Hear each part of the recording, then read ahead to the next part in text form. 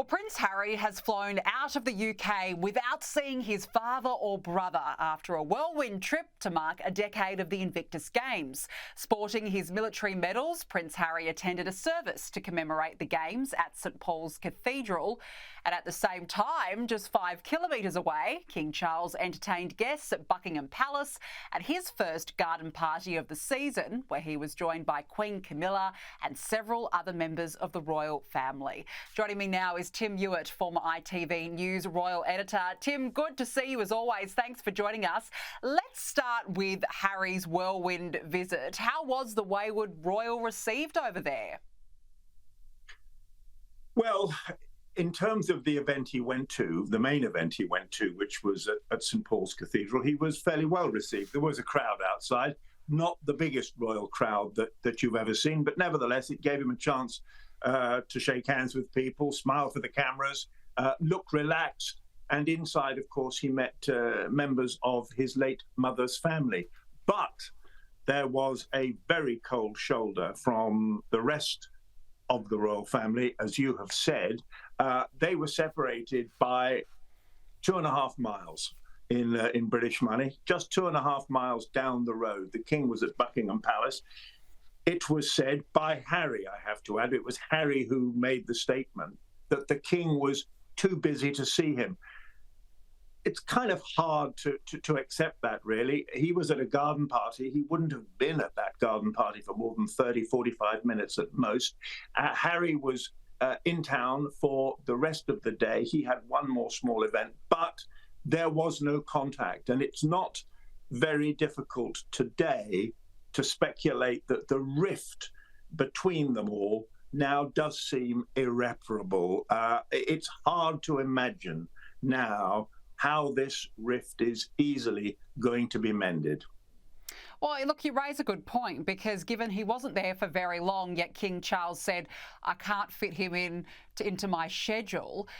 I mean, you've got to think that the rift has now gone beyond repair. I mean, you can't be surprised given all that Harry has put the family through, but the fact that they wouldn't even try and fit the son into the schedule, it speaks volumes, doesn't it? Yes, I mean, Harry doesn't, to be fair, Harry doesn't help his own cause. I mean, the last time he came here, after his father's cancer diagnosis was announced, he spent 30 minutes with his father, the king. But on his return to America, he immediately gave a television interview. Now, there was nothing earth-shattering in that at all. No real serious confidences were broken. But it just underlined to the royal family what the risks are when you see Harry, or what the risks appear to be. He gave a very brief interview at a second event he went to yesterday for children of bereaved families, of military veterans. And he said nothing controversial at all. But, he still was talking on camera, and that frightens the royal family. And I think the other point to remember in this, Danica, is, that the king is undergoing fairly intensive cancer treatment. Now, I know he's been seen out and about in public now, but nevertheless, there is a strong suggestion that his medical advisors might very well have said to him, look, you need to keep stress to an absolute minimum. And Harry, right now, is stress. Oh, absolutely, no doubt about it. Now, speaking of King Charles, he's marked 1 year since his coronation. He has, and to be fair, he's done a good job.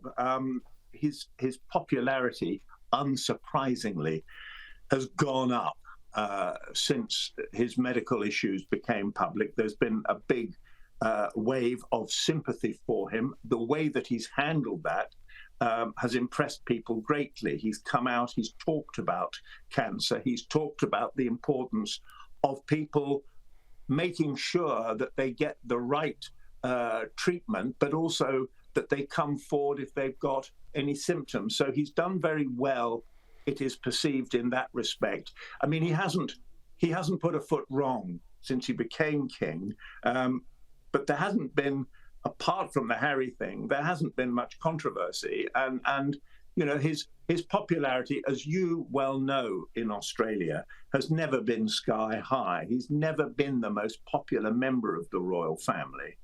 But I think the view here is that he's doing a good job. Yeah, absolutely. And it's good to see him back out, of course, after his cancer diagnosis. Tim Ewart, we'll leave it there. Really appreciate you joining us tonight. Thanks for your company.